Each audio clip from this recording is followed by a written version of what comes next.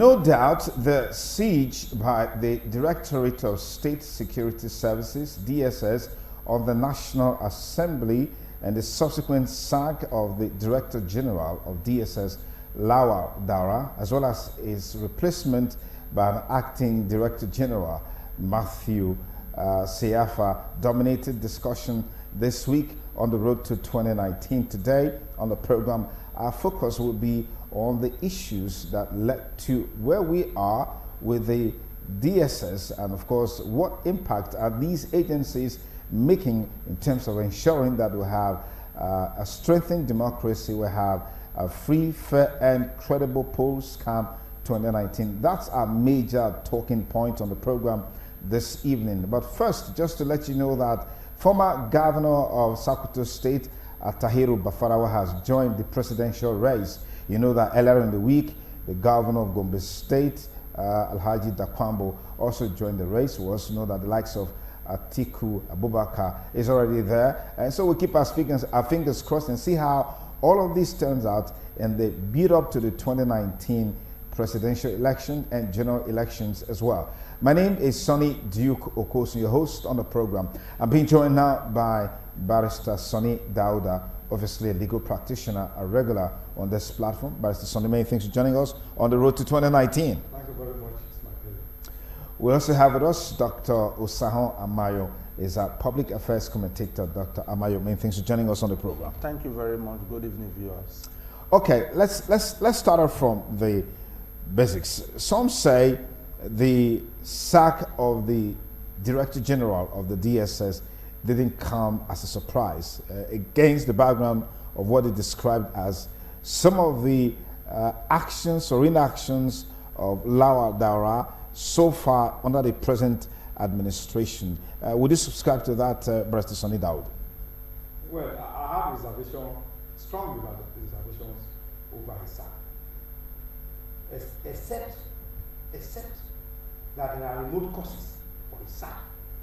But if his sack is premised on the incidents that happened at the National Assembly, I have strong reservations. And I'm going to tell you the reasons why I said I have strong reservations over that. Now, when you look at the structure and the constitutional function of DSS, they are like a spy. They get serious information and they act on it quickly. Now, let us look at the incident that happened at the National Assembly. Others have called it eviction of the National Assembly. I don't call it so. And I don't think it's so. You don't believe it was an invasion? No, sir. Okay.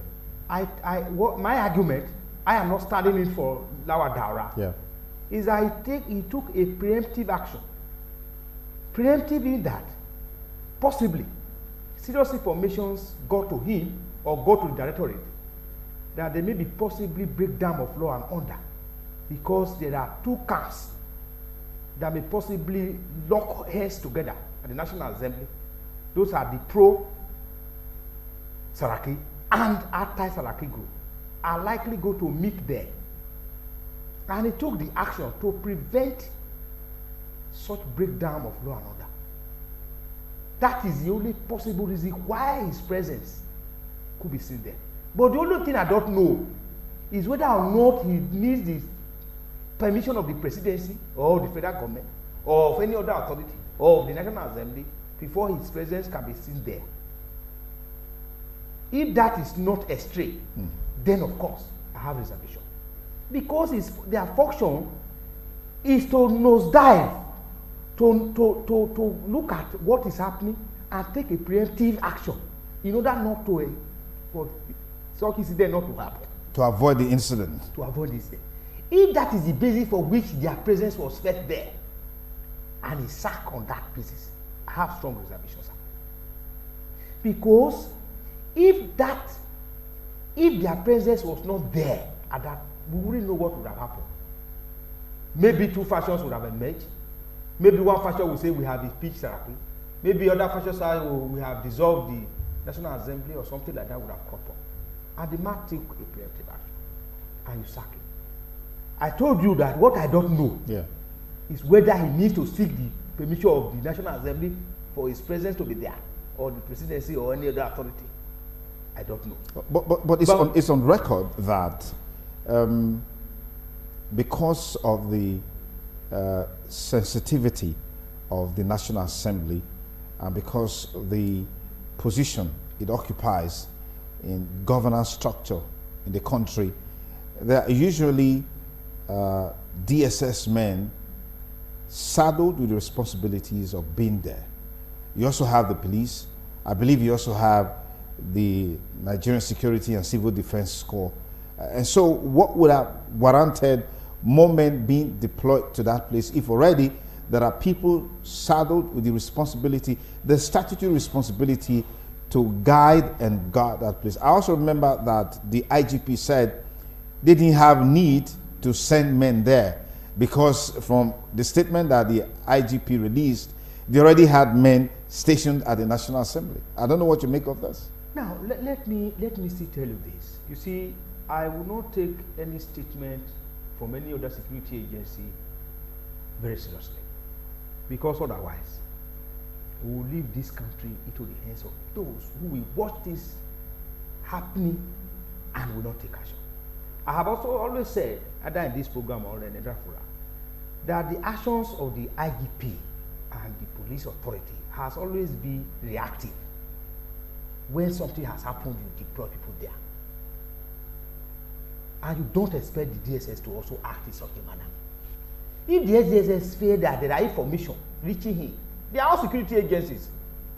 They are also with the responsibility of ensuring there is peace, order in the country. If they discovered or perceived that there may be likelihood of breakdown of law and order, there is nothing preventing them constitutionally, politically, or otherwise from feeling their presence there. As I said, except they need the permission of the presidency or the federal government or any other authority for them to be there. If there is such a permission that he didn't seek and obtain, then of course we could question their presence there. But if they acted on the perceived breakdown of law and order, they were in order. Now let me tell you, there is no doubt that the police security are there. But you need such armed people to be able to show that this is not a place you can invade. Because if you watch them, which I watched from the scenario, they didn't molest anybody. They were just fiercely looking to create an impression not to engage in any act capable of undermining the sanctity of Nigeria. I am not defending him, I don't know him. Okay. But I'm saying that his action to me was preemptive. We are preemptive. Okay. Which has always been my argument. Okay. Now, if he sacked, it's another dimension. Yes. If he sacked was that he did not his seek president did permission not allow, for yes. No. Yes. If he sacked yes. was that his president did not allow an impeachment to be carried out on the Senate president or did not allow there to be a breakdown of law and order. That is why you sack him. Well, an appointeur have the right to relieve his appointee. Yeah. At any time that he thinks fit. Whether for good or bad reason. All right, so let me pause you there. Dr. Sa'amawi, there's this, I mean, there are views, several of them, that seems to suggest that what we saw at the National Assembly is part of strategies or efforts to impeach the Senate President, which seems to be part of what Vice Sani Daudu posited earlier. But what are your thoughts on all that played out at the National Assembly with the DSS? Well, what we witnessed 2 days ago was a frontal attack on Nigeria's democracy.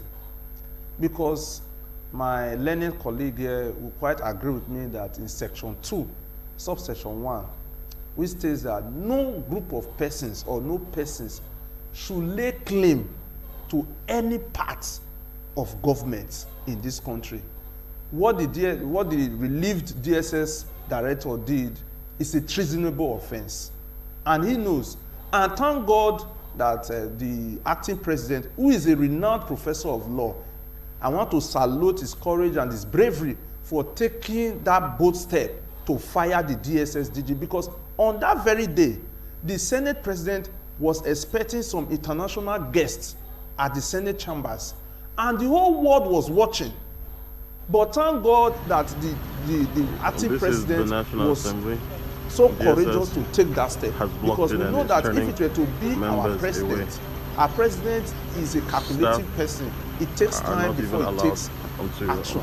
And we know that even up to today, the IGP that was summoned to Benue, the president said he didn't know that the IGP spent just one day in Benue State. I think that would have created more room for people to politicize this whole issue. I think what we are saying is just that the DSS, like he knows, when it comes to security, we have what we call information gathering. We also have what we call information sharing. Then you need what's called security clearance. The DG ought to have gotten clearance from the acting president, but because they feel that he is not totally in control, they feel that he is not supposed to take orders from the acting president. I think the acting president took that decision unilaterally by bypassing protocol and firing the DG of the DSS and send a strong signal to every other head of our security outfit that they should not behave recklessly. Okay. Because this is going to serve as a deterrent to the IGP, who has been flagrant in his duties. He has abused his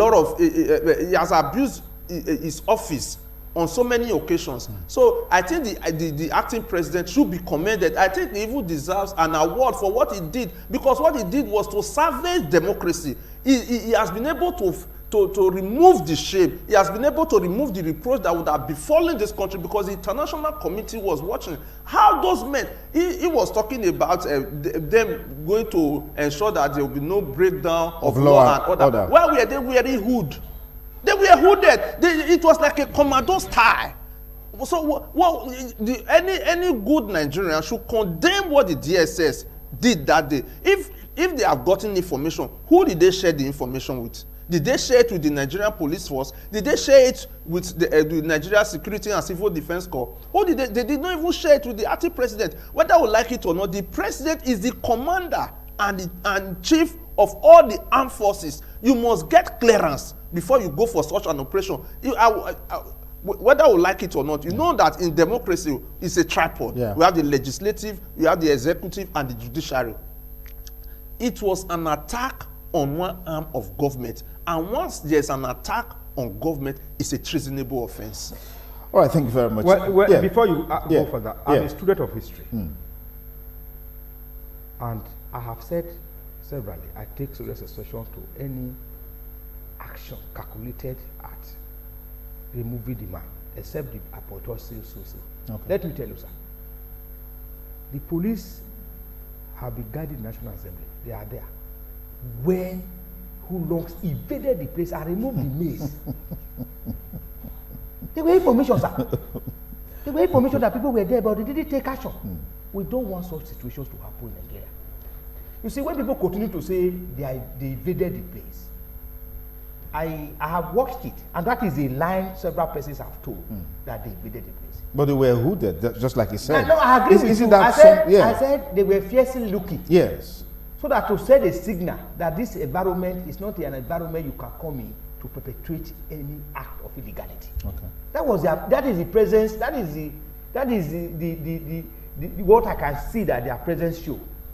To show that, look, stay clear of this environment for any action or intent that will be calculated at either removing the Senate president illegally or installing another person illegally. Okay. So to prevent breakdown of law and order, they must stage his people there.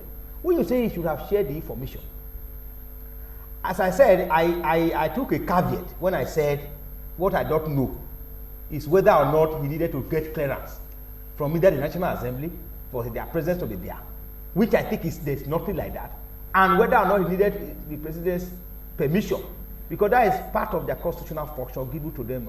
All he needs to do is a report back, but he doesn't wait for a reactive action. Now let me look at the issue. He said taking over any part of the country. The DSS Directorate never claimed or never acted in such a manner. To me, these are my views, that he was intended to take over any part of the country, not even the National Assembly. Well, what I don't know, sir, if I may say, is that the decision sacking him, it may be right to those who did it, but I also felt it was hasty. Because the man has never been asked, I don't know, what were the reasons for his action. What information did he gather that led him to send his men there to either lay the siege as they claim, or to police the place as they place, or to protect the place as any language that can be used. Okay. I'm not sure that he was caught. Or I'm not sure that there was also an opportunity for him to have reported back to the presidency or to whomever is answerable to the reason for his action before he was sacked. I'm not questioning his sack. I'm not questioning that the action the presidency took was wrong. Okay. You could remove whoever you so appointed. Yes. Okay. But I'm saying that the action that led to the sack, the immediate action, may not be the reason for his sack. There may be other remote reasons for his sack. Well, this seems to be the reason for his sack. No. It may be the last straw that broke the camel's back. Okay. May not be the reason. May not be the immediate Okay, let me just take a point from you. Yeah. There is a precedence to all this. Yeah. You can recall that about 2 weeks ago, the Benue State House of Assembly was also invaded by men of the Directorate of State Security Service, and they escorted 8 members of the opposition, so to say, now in Benue State, because the APC seemed to be in the opposition in Benue State, and they served and they said they have impeached the governor, and it was this action, I'm sure, coupled with the action they took on Wednesday, that made the acting president to act timely, to ensure that there's no breakdown of law and order, because politicians, you know who they are. They were already reading political meanings to all this, because whether you like it or not, the vice president is representing a party. But when it comes to issue of security, you don't have to play politics with it. And I think he quickly acted to ensure that politicians will not take political capital out of it, because a lot of them were already crying wolf. A lot of them were already crying foul the other day that they were allowing the other party senators to gain access through the back. Yeah. And of which, at the end of the day, from investigation, it was gathered that the APC senators were not even on ground as at the time the DSS men were at the entrance to the National Assembly, that they were somewhere else. Yeah. So I think the acting president acted in a very courageous manner in order for politicians not to get political capital out of this, because politicians, for whom they are very selfish. At every given point in time, they always want to whip up sentiment so that people will sympathize with them and say, oh, they are being victimized. I'm not trying to take side here, because when the PDP were also in power, we also know how they were able to also unleash the apparatus of government to also hound opposition members. So it has always been like that. I think what we should be looking at is how to ensure that this thing doesn't happen again. And I think a proper investigation should be carried out by an independent body to unravel what really happened that day. Was there really an attempt for people to ensure that opposition senators will not get access into the National Assembly? Were they really planning to impeach the Senate president? I think with the action that the acting president took, I think it has really doused tension in the country. I think from now, what they should do is to carry out proper investigation to ensure that whoever that sponsored that siege should not just be sacked, but should be punished to serve as deterrent to other head of our security agencies. All right, but Dawodu, do you subscribe to, because I'm sure you've also read and heard major dailies and media platforms, people calling for the probe of the whole issue, the whole incident. I think the Senate president has also been speaking along those lines, even though we've read some people alleging that the Senate president had a pre-meeting or an interaction with the sacked DSS, that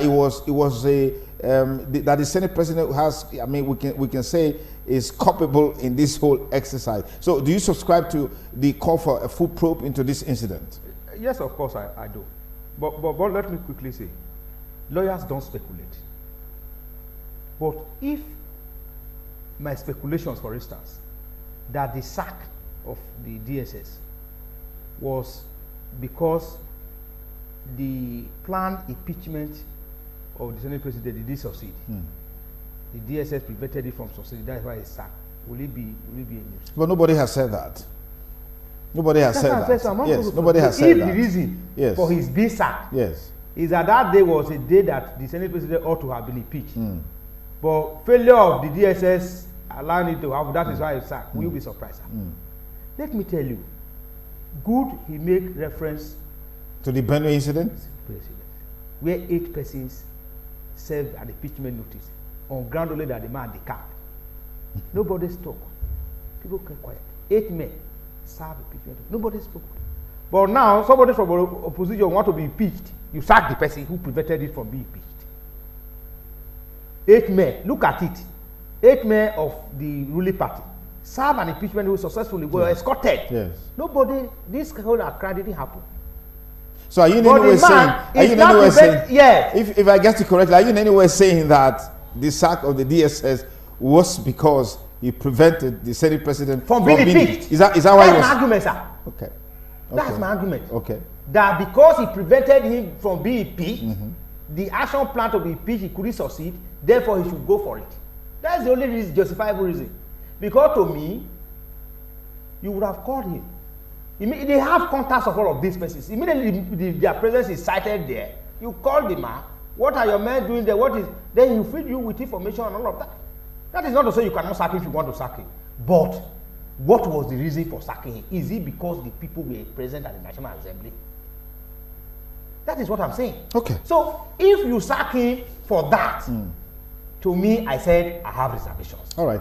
If you just join us, it's Road to 2019 on ITV Satellite, channel 107, Go TV, and channel 130 Star Times. Remember, you can watch the program live on our website at www.itvradioNigeria.com/live stream.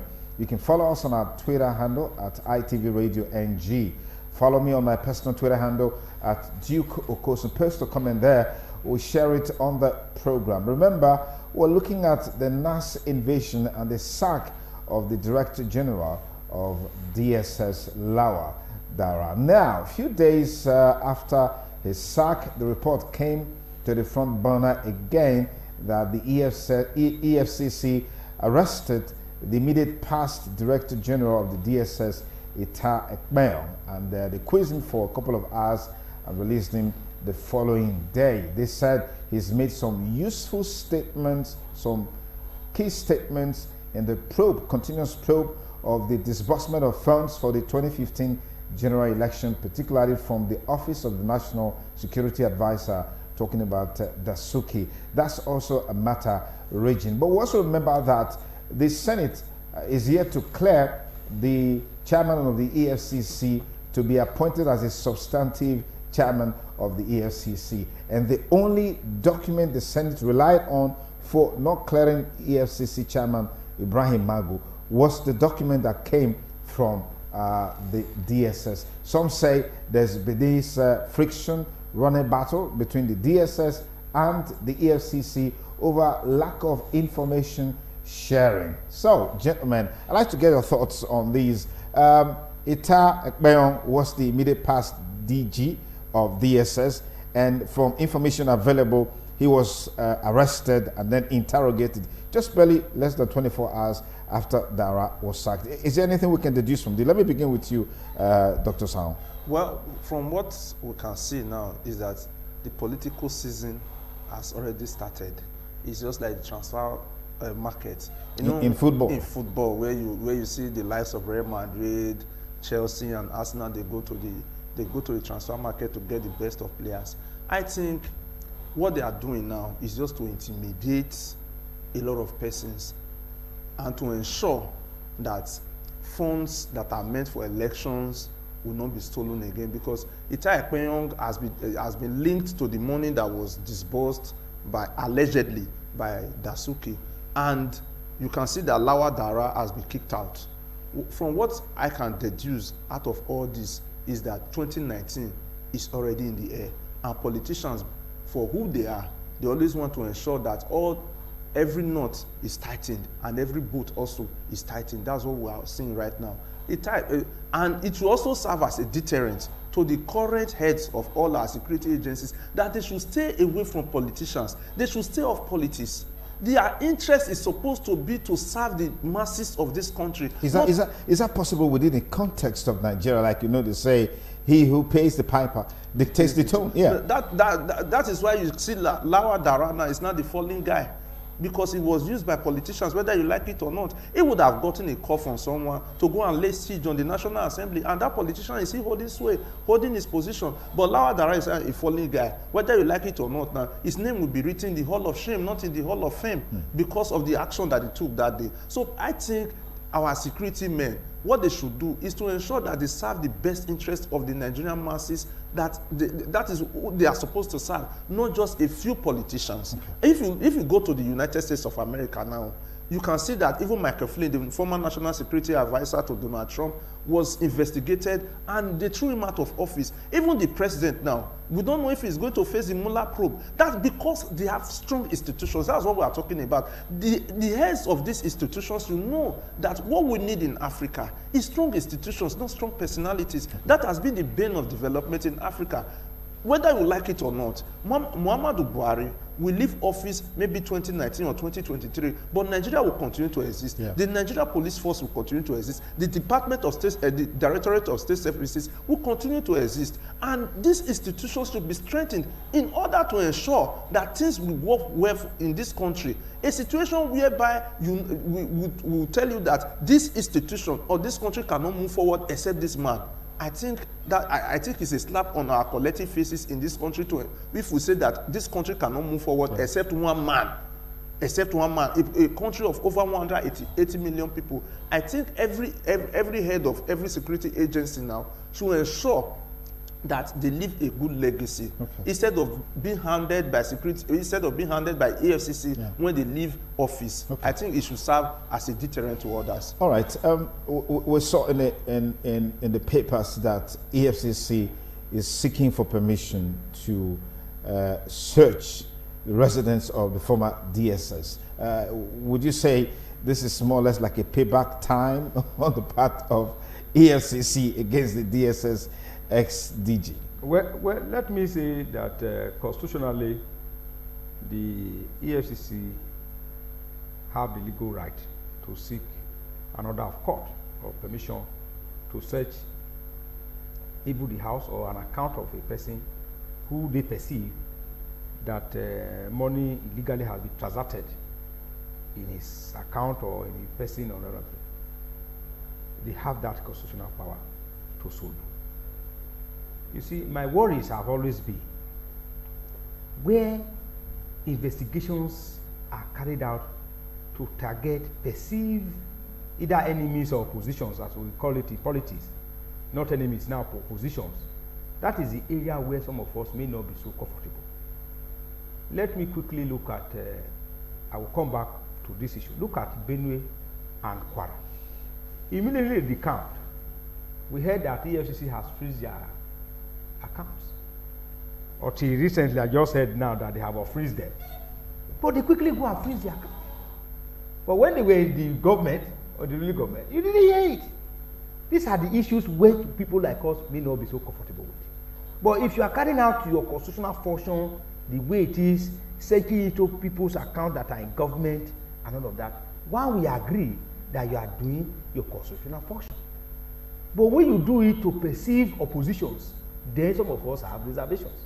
Now, people continue to say, I don't like to mention political parties here, that one political party was in power for 16 years, and I asked myself, who were those persons? Does political party exist in abstract? It exists in corporate institutions and corporate persons. Persons who were in PDP before are in APC, holding key positions. So when such people come up and say PDP destroyed the country for 16 years, and now they are now in APC, what are you talking about? For instance, Amechi was in government for 16 years in PDP. 8 times in House of Assembly. Even he becomes speaker. 8 times as governor. Now the man is in the APC, you say it's a change man. These are the issues, sir.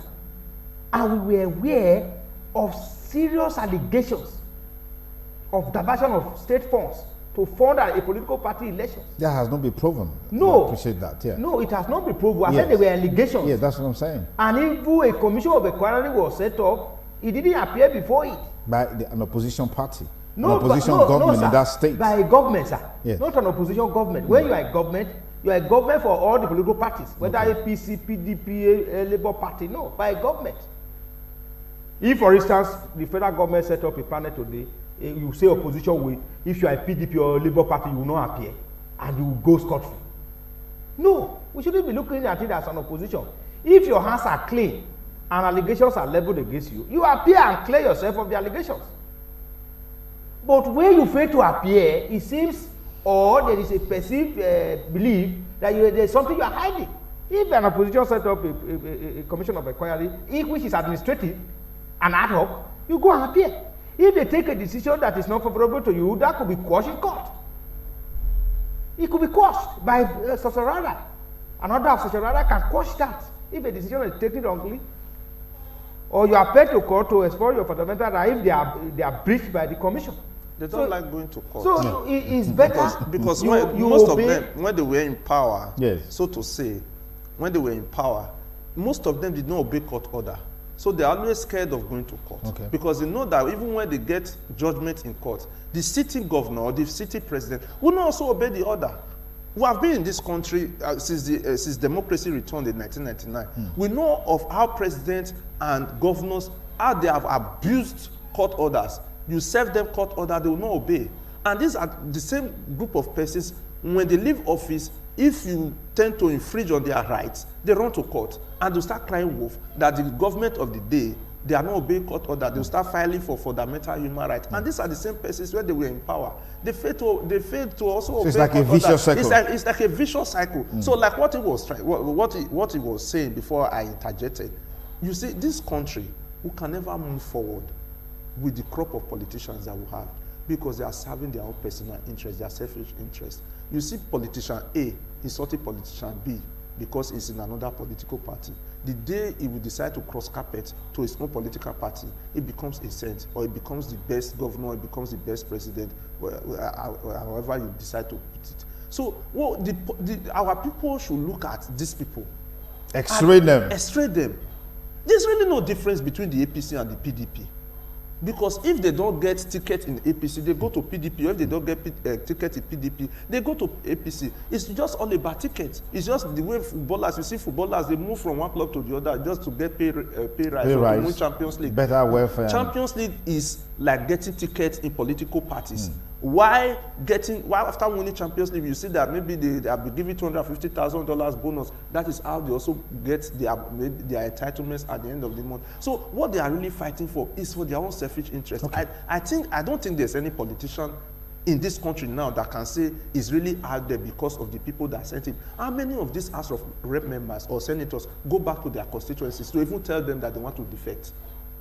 I think the people even have the power to even record them that you did not, because they are representing the people. The last time we saw that, but it did not fly. It didn't fly. It was a selfish thing because the Senator Dino Melai and the governor, they are not on the same page. Because of that, the governor went to trump up allegations, trump up charges against him. So does that mean that the people are not with the governor, they are with Senator Dino Melai? Because if you even check the register, the voters register, we discover that even a lot of dead persons were on the voter register, and it's not possible. So our people now, I think they are enlightened enough to know that our politicians are just taking them for a ride. You said them on Thursday or on Wednesday or Thursday or so, they were all dancing. They were all jubilating because one senator from the opposition has the camp. That's what they are after.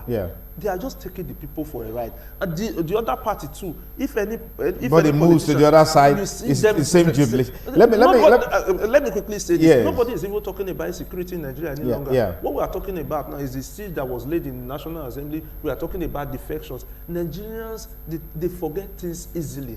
They have forgotten the killings that happened in Benue, in Zamfara, in Sokoto, because we have a very short memory, and our politicians know this. It's just like a man. I will quote the word of a philosopher that if you have a chicken, if you pull off the feather, after about 2 or 3 minutes, you put some grain on the ground. You see that the chicken will come back to come and eat the grain.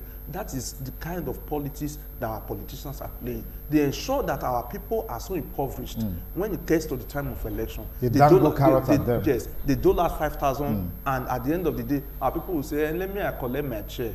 And this is my opportunity. This is my opportunity. If you share 5,000 naira by 4 years, every day is about 1 naira 25 kobo. What will 1 naira 25 kobo do for an average Nigerian? Well, big question. Brother Sonny Daudu, it's road to 2019, and all of these issues are definitely going to shape events and activities in the build-up to 2019. Like some have said, there seems to be a change in terms of priority of activities. It's all about politics at the expense of governance, at the expense of promises made, at the expense of the existence of the average Nigerian in terms of welfare, in terms of good health, education, roads, and what have you. We don't hear these guys defecting on the basis of all of these things that I've enlisted. I want to get your thoughts along those lines, because some say Nigerians have become wiser. Is that correct?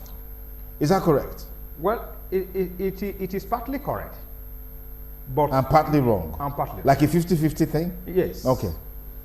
Why did I say it's partly correct and partly wrong?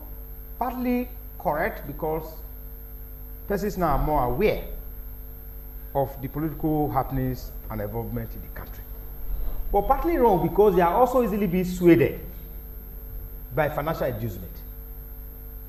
For instance, if we believe that Mr. A is bad, for instance, and everybody say don't vote for him. Everybody say, oh, don't vote for him, don't vote for him, and that is the belief.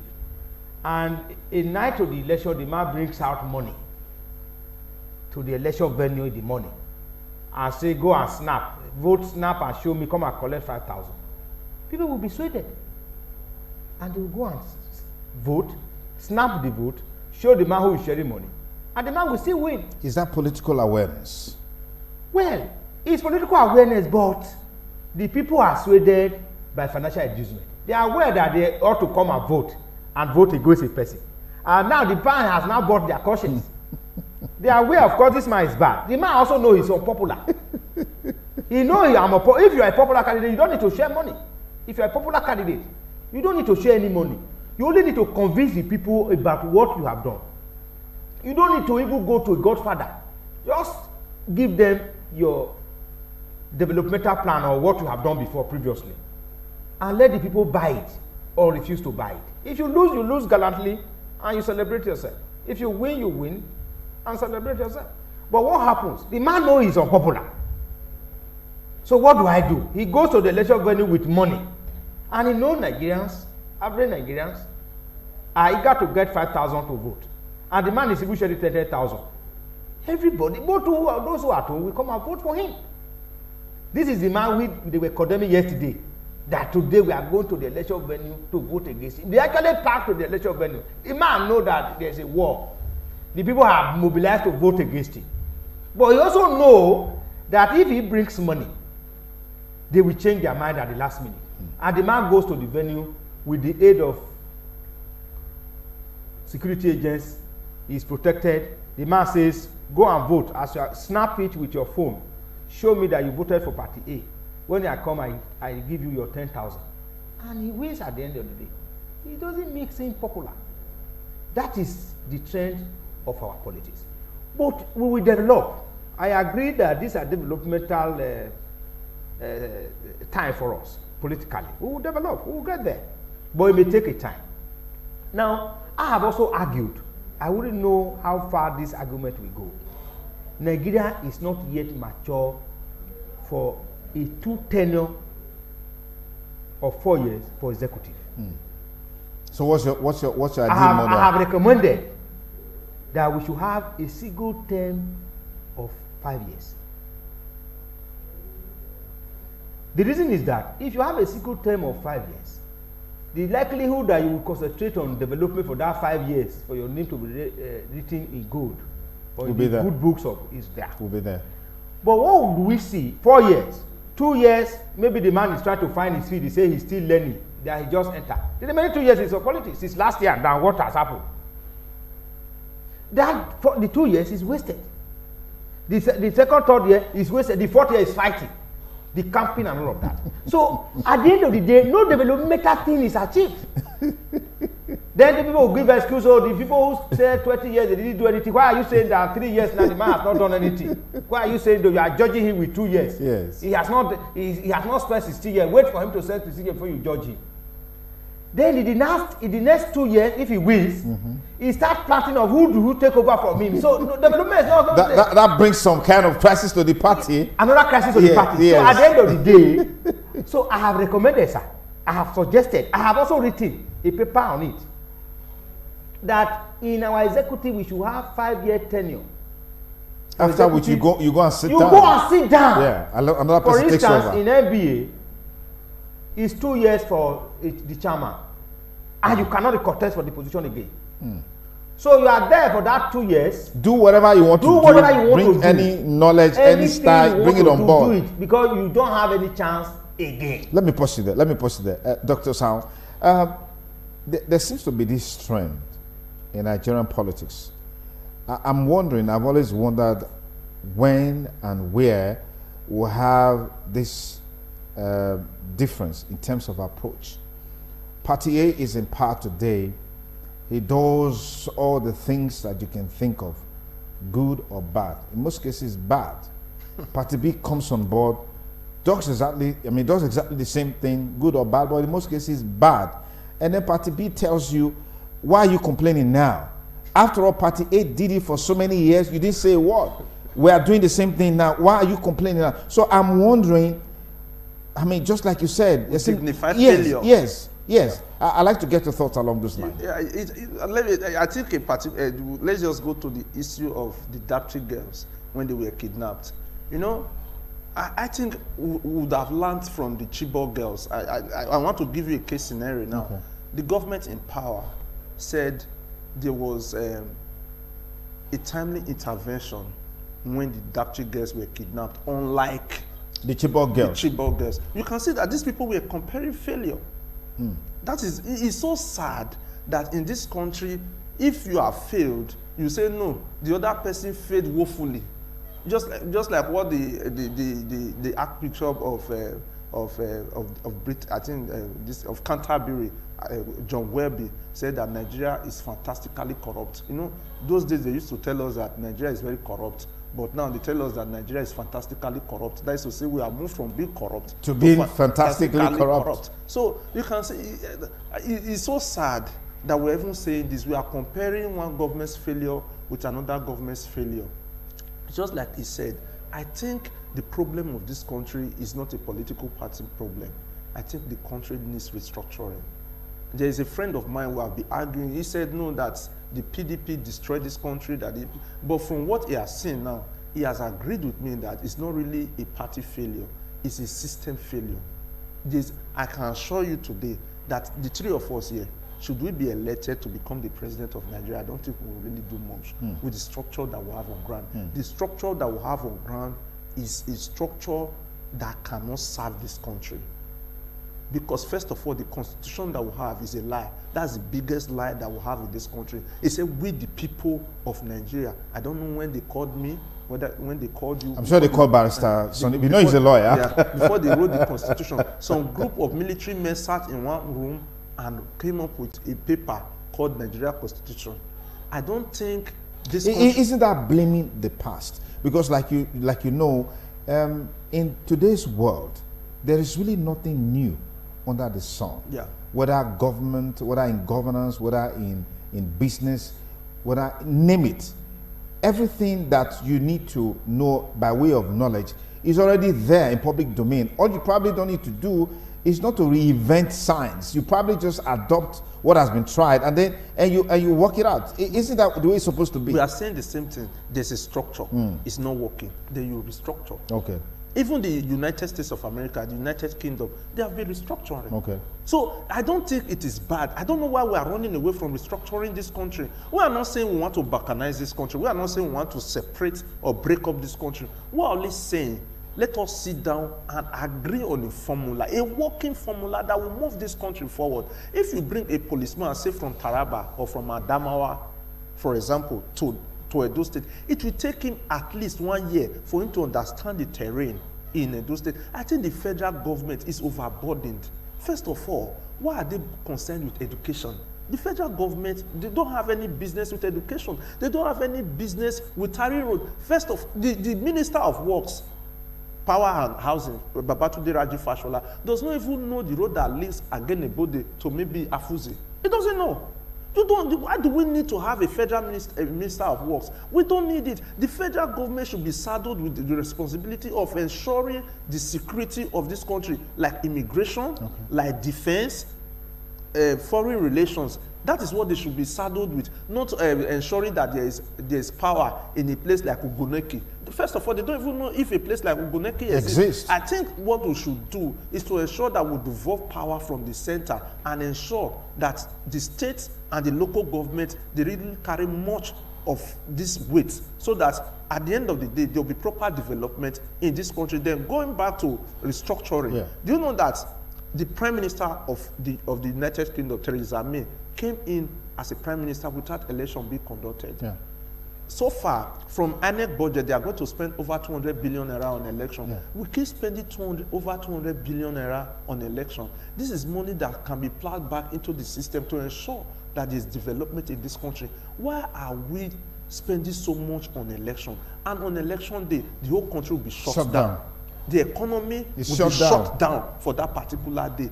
Why can't we go to parliamentary system of government? Why do we even need to have bicameral legislature? You can remove a city president or a city prime minister without conducting election, without spending 1 naira. I think these are some of the things that should be looked at. Let us go back to parliamentary system of government, whereby we will have regional government, and each region, there will be competition among the regions, so that there will be a kind of healthy rivalry, and all this is just towards the growth and development of this country. I think the Granite Pyramid you saw in the north, you talk about the Cocoa Revolution in the west. The best of schools that we have in this country were built when oil was not even discovered. Like I keep telling people, I think oil has been a curse to this country. And I pray every day that oil should dry up so that we can put on our thinking cap and move this country forward. All right, but Mr. Daudu, 2019 is just around the corner. We're actually counting up to that day. What, in your opinion, are the key issues that will shape 2019? He talked about restructuring from those who have declared their intention to recontest or to contest 2019 presidential election. I doubt if there's anybody talking about restructuring.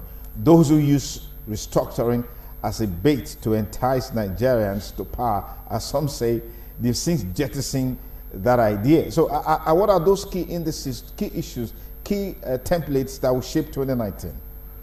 Well, first, let me say I'm in tandem with his last submissions on issues of restructuring and governance, effective governance. Let me quickly also agree with him that the federal structure that is being run is not a federal structure situ sensu.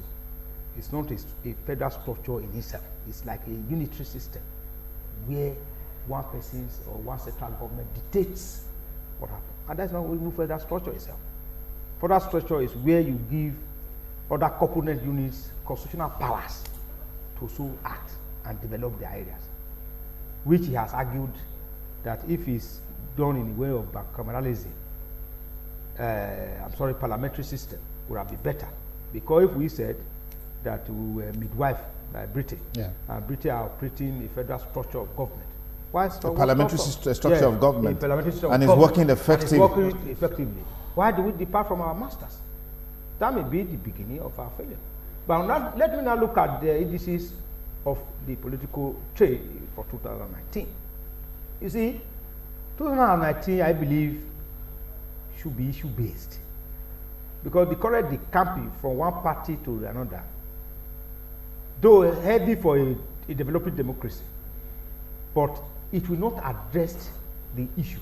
It will not address the issue in that the persons that are decamping from one party to another, are they not the same persons who are still canvassing for elections in 2019? They are the same persons.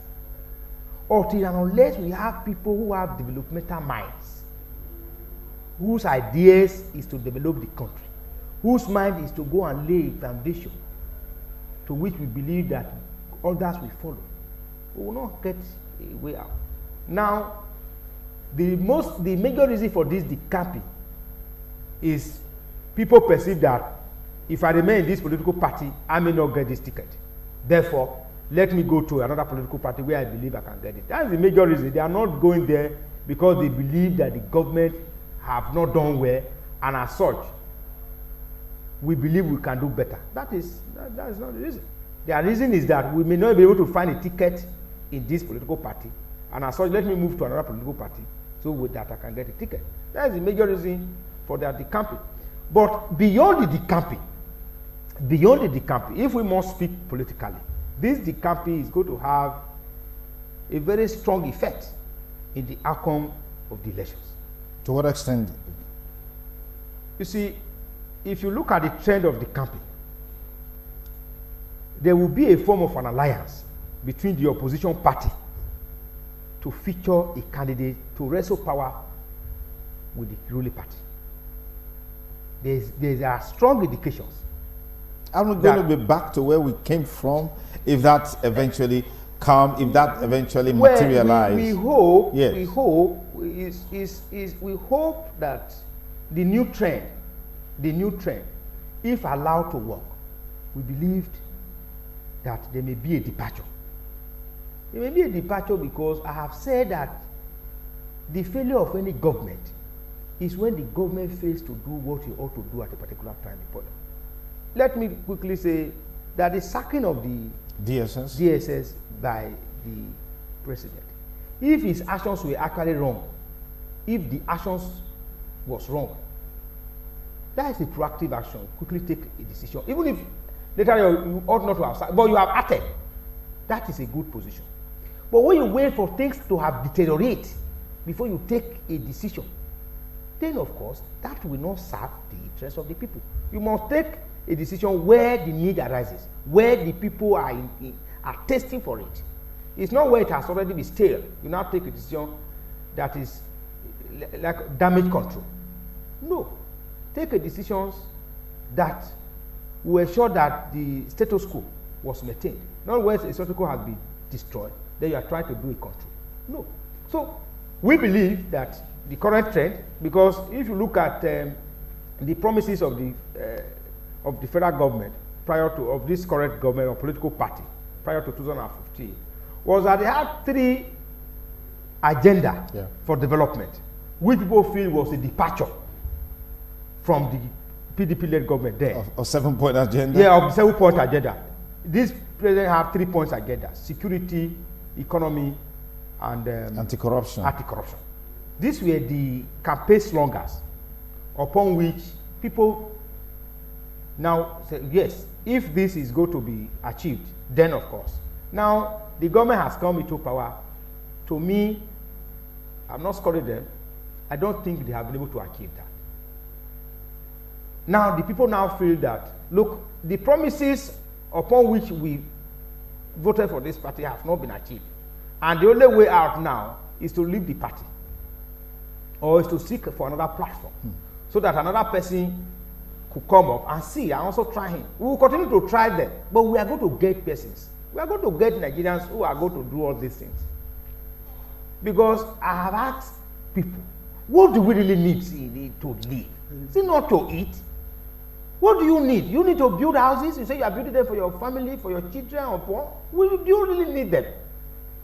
Do you really need to drive a big car to be a person? Do you really need it? If you have anything that can take you from your place of residence to your place of work, that's okay. You don't need 20 houses. Even if you have 20 children, they will build their houses. You don't need to build a house for your child. I have said this severally. All you need to do is to train your child. He will find his feet. You can assist him if you know anywhere to ensure that he gets an employment somewhere, if you can. Yeah. But Not to say that you are stealing government funds that would have been made for development to build castles in the air for your children. It's unnecessary. I have seen some structures that were built by some persons. They are now dilapidated. People are not even residents there. Okay. Well, just on the verge of running off the program today, Road to 2019. Dr. Amari, because of what he said, let's get your thoughts on the impact of the defections on 2019 election. Will it be positive? Will it be negative? Will it bring a more stronger contest? The latest being the Senator Godswill Akpabio in Akwa Ibom State. The uncommon defector. Yes, the uncommon defector, as they call him. Yeah, last word. Well, last word, I think we are still watching, because I know that a lot of political realignment and alignment will still take place, and a lot of political centrifugation. At the end of the day, it's what happens between now and December. Mark my words, a lot of them will still defect. Because by the time they seek for elective position and they don't get it, you see them moving again. Recall that Samuel Autumn contested for Benue gubernatorial primary election under PDP. When he lost to George Akume. No, he lost to the PDP Gabriel Suswan. No, this current, I've forgotten whether Takasa or so. Okay. When he lost to the guy, Terrazzo, Terrazzo. Okay. When he lost to Terrazzo, that was when he moved to the APC. George Akume wooed him to the APC, and he won on the platform of the APC. The same George Akume that red carded him, although the national chairman said they don't have red card in their cupboard, so they cannot issue what they don't have. So what I'm trying to say is a lot of defection will still happen. So it's the defection that will happen between now and December that will shape up the polity in 2019. Okay. Thank you very much, gentlemen, for your time. Barrister Sonny Daudu. It's always a delight to have you, even at very short notice. Thank you so much. And Dr. Sound, thank you so much for coming. That's our program for this week, Road to 2019. We'll be back here next week, Friday, at exactly 6 o'clock. Be sure to join us then.